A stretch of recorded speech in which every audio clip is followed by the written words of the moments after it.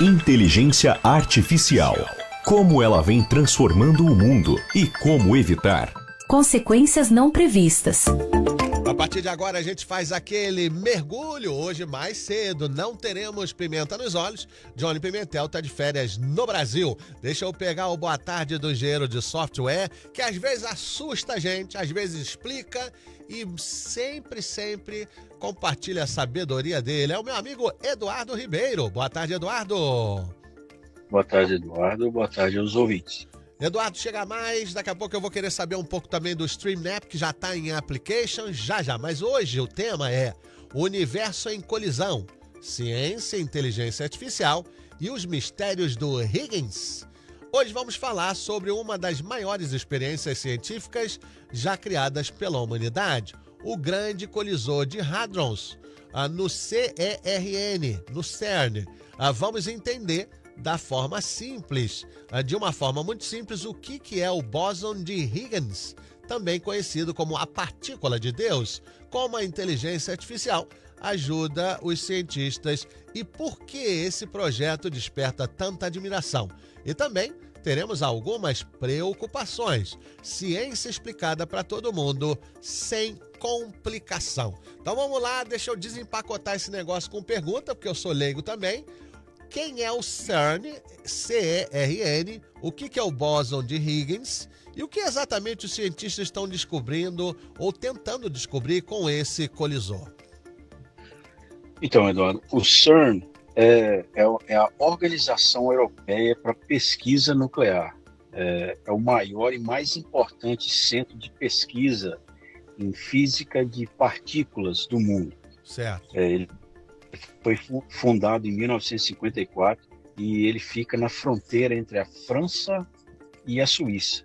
O CERN ele reúne milhares de cientistas, as mentes mais brilhantes do planeta trabalham no CERN, são engenheiros, pesquisadores de dezenas de países, né, com o objetivo de compreender as leis fundamentais do universo.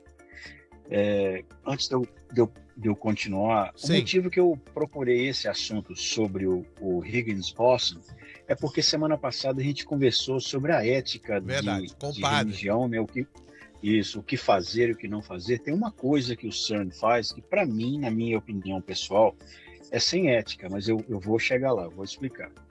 Então, no CERN, eles são instalados vários tipos de instrumentos científicos e o mais avançado do mundo, né, da humanidade, incluindo o Grande Colisor de Hadrons, né, que é o LHC, Large Hadron Collider.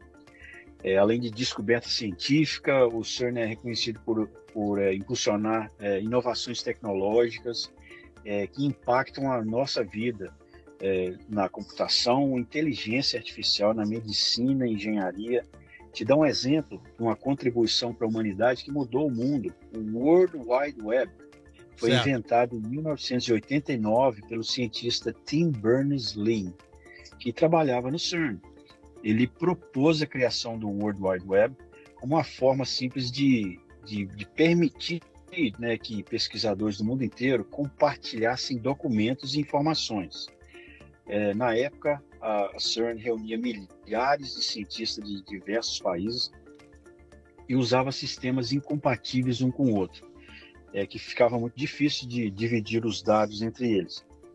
Então, eles inventaram o HTML, né, que é o Hypertext Markup Language, o HTTP, né, o protocolo de comunicação da web, e o URL, né, o www.nome-da-companhia.com, e o primeiro navegador da web. Hoje a gente tem o Chrome, né, tem o Microsoft, tem o Firefox, tem o Microsoft Edge. Isso tudo foi o CERN que inventou, Eduardo, uma contribuição que mudou a nossa vida, né? Interessante. E muito importante. O bóson de Higgs, né? Sim. É a segunda parte da pergunta. Bóson de é a coisa mais complicada que existe. Tá me ouvindo? Agora eu tô bem. Alô? Pode continuar. Tô ouvindo. É a internet, Eduardo. O Zuzu tem que me ajudar rápido aqui, porque a internet da Verizon tá ficando terrível aqui. Então, o Higgs-Boson, né, em 1964, o físico teórico Peter Higgins, ele propôs a existência do campo de Higgs. Então, o que é um bóson, para saber? A gente sabe que é o Higgins e Boson, né? O Higgins que inventou esse campo de Higgs. Né? O que é um bóson? Na física, as partículas fundamentais são divididas em dois grupos. Você vai lembrar, a gente já teve um programa sobre isso, os fermions, né? As partículas que formam a matéria. Certo. A gente teve um programa anterior, né, dos fermions de Majorana, que a Microsoft está elaborando, né, para salvar dados, porque esses fermions que o cientista Majorana, Teório Majorana, né, da Itália, ele descobriu que é a forma mais segura de guardar informações, que é contra o caos, né, que eu até pronunciava caos errado no programa. Disso. Então, por exemplo, o papel é uma forma de armazenar informação, mas o papel deterioriza com o tempo, né? Aí veio o CD-ROM, né? O CD. O CD dura por milhares de anos, mas ainda deterioriza. Mas os fermions de Majorana, nunca, eles são forever. Eles são contra a deteriorização. Então, as partículas que constroem o mundo, que existe o universo físico, né, que está na categoria de férmions, que é o elétron, que permite a existência da eletricidade dos átomos, o próton, que fica no núcleo do átomo, o nêutron, que estabiliza o núcleo do átomo, e os quarks, que eles formam os prótons e nêutrons. E tem a segunda categoria, que são os bósons. Né? No caso, é a partícula que transmite força e campos. Os bósons são invisíveis. Eles são detectados somente a partir de alguma experiência. Então, os bósons, eles não são formados de matéria. Eles não, como eu disse, eles são invisíveis. Você só sabe se eles estão ali a partir de algum evento. Eles são responsáveis por fazer as partículas interagirem entre si. Por exemplo, os prótons e os nêutrons, né, que circulam em volta do átomo. As partículas fundamentais de bóson são os fótons, é o bóson da luz. Ele, por exemplo, um exemplo fácil de entender é quando você vira dois ímãs com a mesma polaridade, um ímã empurra o outro. Aquela força que empurra o ímã é uma dessas partículas de bóson. Tem o fóton, né, tem o gluon, que mantém os quarks unidos dentro do próton e do nêutron. Certo. Tem o bóson WZ, eu sei que é complicado, mas eu vou chegar na explicação mais fácil. Sim. Uhum. É responsável pela força nuclear fraca, e o bóson de Higgs, que é ligado ao campo que dá massa a partículas. Então, vamos lá, explicação, coloquei a complexidade, agora vamos explicar. Pensa no campo de Higgins como se fosse a gente tem sempre que mostrar como uma experiência, né? Você entra dentro de uma piscina, a piscina é funda, e vamos supor, né, para mim explicar isso, que nós conseguimos respirar debaixo d'água. Mas a água é tão clara que você quase não vê a água. Aí você está parado no fundo da piscina, e você vai mover devagar, você vai tentar andar de um lado para o outro da piscina. Você quase não vai sentir força negativa nenhuma. Mas se você tenta correr, você vai sentir no seu corpo a resistência da água. Então, esse campo de Higgins é a mesma coisa como se você estivesse dentro d'água, mas para todo lugar no universo. Agora, entre eu e você, onde você está, tem o campo de Higgins, né? E existe essa matéria, mas ela só é detectada quando alguma coisa move através dela. Por que essa complicação toda e por que isso leva tanto curiosidade das pessoas? Ela foi considerada como uma partícula de Deus. Mas por que eles fizeram isso? Por exemplo, na religião, né, a gente tem que tomar cuidado quando conversa sobre religião e ciência junto, né, porque ainda mais agora que eu descobri, tem estudante de física ouvindo esse programa, tem até professores que entram em contato comigo Legal, por e-mail. legal, não sabia. Olha, gostei da explicação e tal.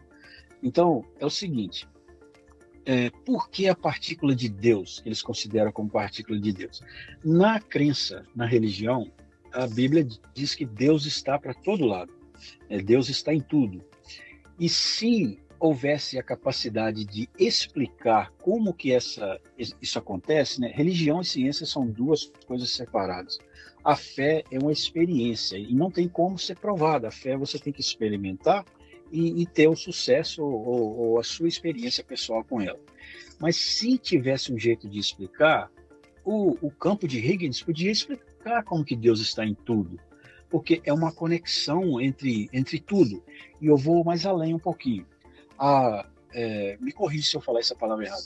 A premonição da mãe sobre o filho, por exemplo. A ciência não acredita nessa premonição, mas vou dar um exemplo real que eu sou testemunha disso. Se a minha filha tosse, a minha esposa, Denise, sabe se ela está doente, se ela está com infecção de ouvido, se ela está com infecção de garganta. E interessante que até os médicos da minha filha, quando a gente chega lá com a Thaisinha, a Denise fala com eles, olha, ela está com infecção de ouvido. E eles checam e ela está com infecção de ouvido. A premonição da mãe, a gente sabe que existe, porque a gente testemunha isso. Mas como que essa premonição pode acontecer se por acaso, tem que tomar muito cuidado, né? Se por acaso tivesse um jeito de explicar com a ciência, eu acredito, né, que seria através do campo de Huygens, essa conexão que é constante. Então, esse que é o campo de Huygens. Outra experiência, ainda continuando dentro d'água. Se você para de andar e você move o seu braço para cima e para baixo, mas abre a sua mão num formato por exemplo, de um karatê, por exemplo, você não vai ter tanta resistência quando você move o braço dentro d'água. Se você virar a mão com a palma da mão para baixo e mover com a palma, aí você vai ter muita resistência. O campo de Huygens, ele detecta as coisas, ele é possível ser detectado através de dispersão. A ciência, né, o método de dispersão, por exemplo, com a água, de novo, é o que faz navios de toneladas, milhares de toneladas flutuar, por exemplo. Certo. É um objeto muito grande, muito pesado. Ele era para afundar por causa do peso dele. Mas o que acontece é que quando ele é colocado na água, ele faz a dispersão de água, que empurra a água, e a água luta de volta, empurrando contra o casco do navio, mantendo ele flutuando. Entendeu? Então, ok. Esse é o bóson de Higgs, né? É uma partícula que só é detectada quando tem uma atividade entre as partículas que têm massa, as partículas que existem, até a luz. Quando ela move, dá para ver o Higgs, né? Então, ao final da terceira pergunta, o que exatamente os cientistas estão tentando descobrir com o colisor? O Large Hadron Collider, ele funciona assim, ele tem várias milhas, eu não tenho certeza do exato tamanho dele, mas eu acho que é 27 milhas ou quilômetros, não sei. Ele é um círculo grande, que eles colocam, e tem como se fosse trilhos, mas são tubos que aceleram as partículas. Imagina assim, você pega duas bolas de futebol, as bolas vão ser partícula, e você acelera elas nesses dois canos. Uma bola vai em uma direção e a outra vai na outra. E você acelera ela para chegar quase bem perto da velocidade da luz. Quando elas estiverem nessa velocidade, você transfere as duas para o mesmo tubo. Aí elas vão colidir. E quando as partículas colidem nessa velocidade, ela foi onde conseguiram a prova do campo de Huygens, que mostraram a dispersão de alguma coisa que só é detectada por alguns segundos dentro do Hadron Collider. Aí vem a parte que eu comecei a falar, sobre a parte ética. O perigo, para mim, na minha opinião pessoal, é que quando essas partículas colidem, eles podem, é bem possível de criar black holes, Eduardo, microscópicos. E como a gente sabe, né, black holes é a força mais destrutiva que existe no universo. É a segunda força mais destrutiva. Mas um black hole nada escapa dele. Ele destrói tudo, ele engole planetas e tudo. Ele é o que mantém galáxias circulando, que é parte do universo, mas é a coisa mais agressiva e mais destrutiva do universo. E nós ficamos brincando com isso, entendeu? Eles dizem que é ok, não tem perigo, e que tem coisas no universo que acontecem com mais agressividade, mas nós não sabemos tanto assim sobre black holes para saber se um pequeno, minúsculo, e isso eles não têm como garantir que é seguro essa parte. Porque se nós não sabemos tanto e somos capazes de criar black holes minúsculos, o que garante que isso não pode crescer, ou Aurélio, entendeu? Go ahead. Okay. Certo. Não, só uma curiosidade minha, você falou que o black hole é a segunda parte mais destrutiva do universo. Qual é a primeira? A primeira se chama Magnetar. Magnetar é uma estrela que é o mesmo princípio do black hole, mas ela é magnética. Okay. Ela é tão forte que ela destrói um black hole, Eduardo, se o black hole chega perto dela. Se nós, por exemplo, o ser humano, chegar perto o suficiente do Magnetar, e o Magnetar é tão forte e tão pesado, para você ter uma ideia, uma colher de sopa que tiver a massa de um Magnetar dentro dessa colher é mais pesado do que todos os planetas do nosso sistema solar. Que viagem isso, hein? Se nós se aproximarmos do Magnetar, os átomos do corpo da gente desintegra. Lembra do filme dos Vingadores que viram poeira, né? Vira cinza? Isso acontece real com os átomos da gente, se chegar perto. Vamos para mais perguntas, porque o tempo vai acabar. Maria Noêmia, então todas as ações precisam dessa unidade e já conseguem ver, pois para tudo funcionar, ela está lá? Digo, da primeira que compara a molécula de Deus? Eu não entendi a pergunta. Não entendi. Todas as ações precisam dessa unidade? Eu acho que ela está falando do bóson, né? Da partícula de Deus.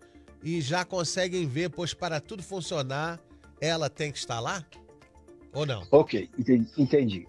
Então, não necessariamente precisa dela. O que acontece é assim, ela foi detectada. Como que surgiu, né, a teoria que ela pode existir? É porque quando observa uma estrela muito distante, mesmo não tendo nada entre a estrela e o telescópio observando, tinha algumas variações de iluminação na estrela que eles não conseguiam explicar. Então ele pensou, né, a teoria foi, deve ter alguma coisa entre nós e a estrela, alguma partícula. Ela é parte de tudo, mas ela não... eu tenho que tomar cuidado com essa resposta. Se ela realmente influencia tudo, é a primeira pergunta que eu vou ter que pesquisar para me responder corretamente. Mais porque eu acho que não, que ela não influencia tudo. Ela só existe em tudo, mas ela não influencia tudo. Se a internet tivesse boa, eu podia perguntar a Natasha agora. Vamos lá. A Joyce está falando, pergunta para o Eduardo o que ele acha sobre o futuro da inteligência artificial e a água, tendo em vista que os data centers de inteligência artificial estão impactando negativamente os moradores da área, deixando eles sem água limpa para usar.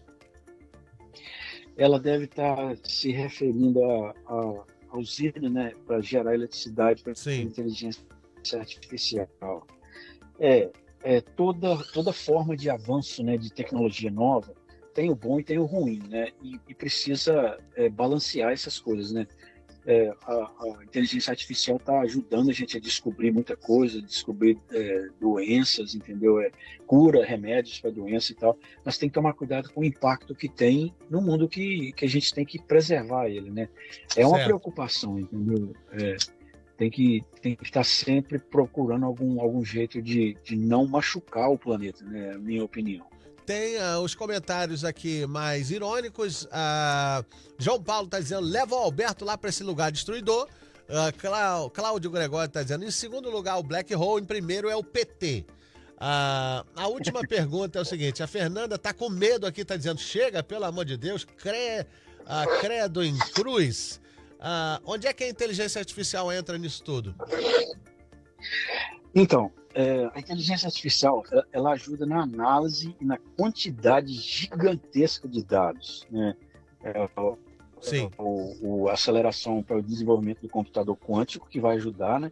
E o que os cientistas levariam décadas para encontrar informações importantes, a inteligência artificial funciona como uma super assistente, né? Que ajuda a ciência a avançar mais rápido. É o processamento desse grande número de dados. Entendeu? Interessante. Já pensou se a inteligência artificial chega a descobrir a cura do câncer? E aí nossa geração começa a ver que a inteligência artificial pode corrigir outras coisas no mundo? Como é que vai ser a nossa reação em relação a isso? Será que a gente vai começar a desqualificar as doenças? Ou será que aparecerão outras doenças? Né? É bem viajante pensar nisso, porque a inteligência artificial tem possibilidades ilimitadas, né, Eduardo? Sim, eu gosto de usar a frase que o único limite da inteligência artificial é a sua imaginação. O que você consegue imaginar e fica fixo mesmo em aprender e desenvolver aquilo, você consegue hoje em dia. Mais seja uma lá o que pergunta. for, Eduardo. Muito interessante. Zezé do Landscaping. A inteligência artificial foi criada em 1955. Por que esperaram mais de 70 anos para fazer essa divulgação? Sim, porque quando ela foi inventada, por exemplo, quando eu estudei, eu sou especialista em inteligência artificial para videogames, por exemplo, como que o adversário reage ao input-output, né?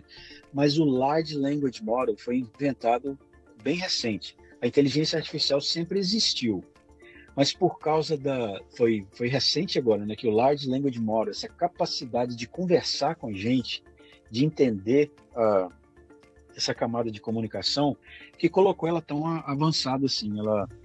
Mas ela sempre existiu, ela sempre funcionou. Eu já desenvolvia software com inteligência artificial para ajudar na aceleração de processamento. O Edson está falando... só por causa do Large Language Model. Por causa desse Language Model que você conseguiu também. Edson está falando, Magnetar é mais forte que o Thanos? O que é Thanos?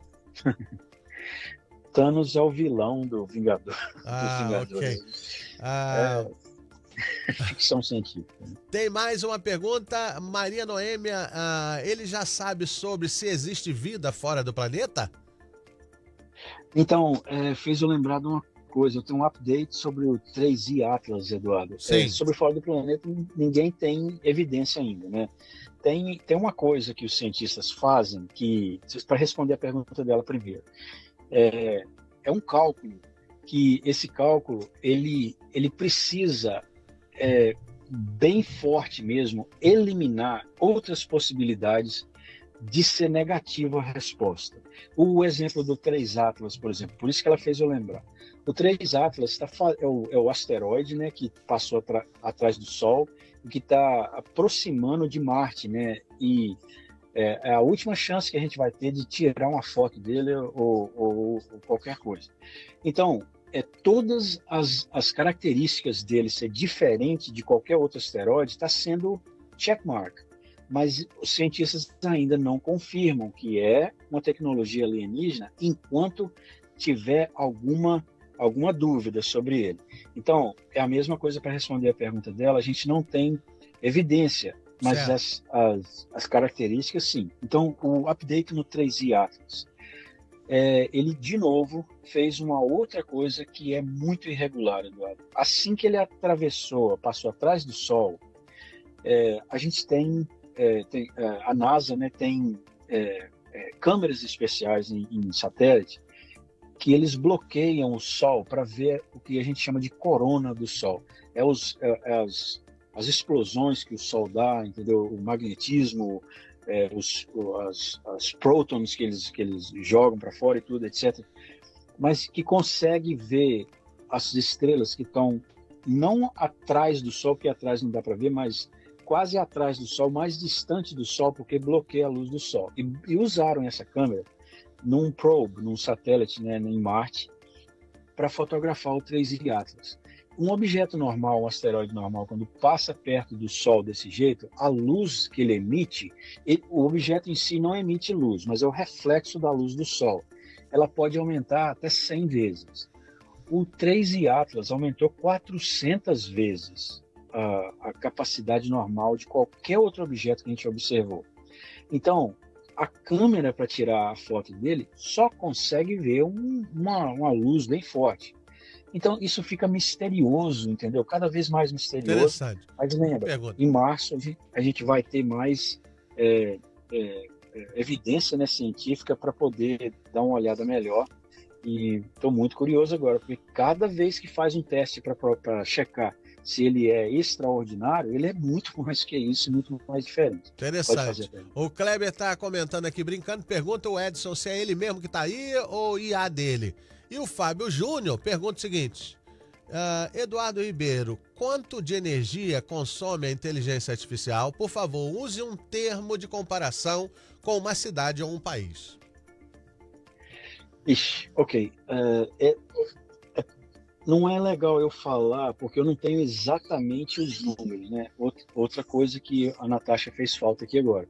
Eu podia perguntar isso a ela, ela teria exata resposta. Mas é muita energia.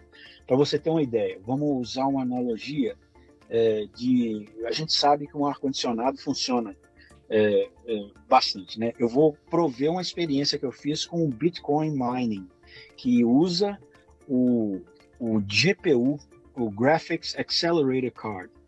Um Bitcoin Miner, na minha casa que eu fiz essa experiência, ele gasta o equivalente a 2 ar-condicionados para... É muita coisa, Eduardo. A conta de luz mudou para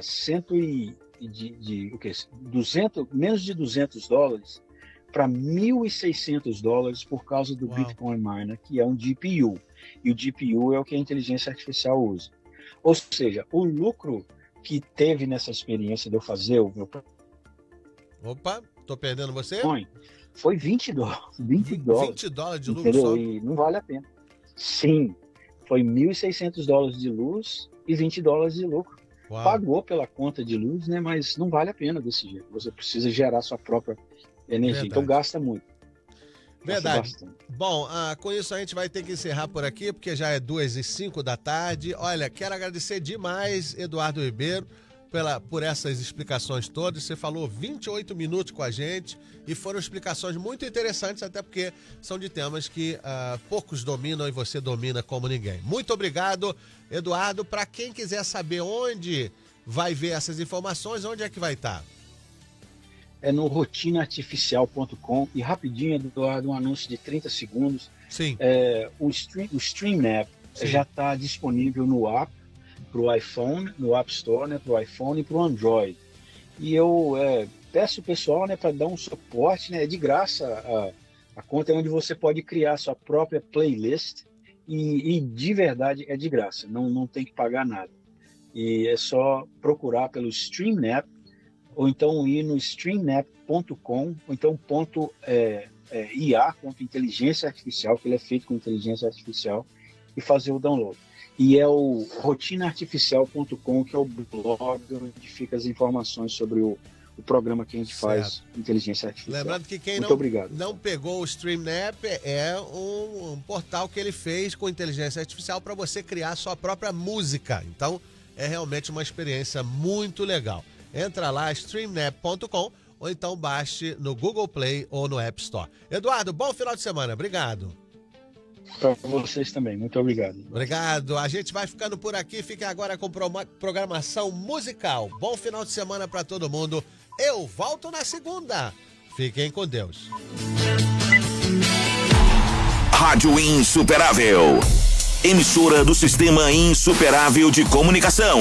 Framingham, Massachusetts. Rádio Insuperável 12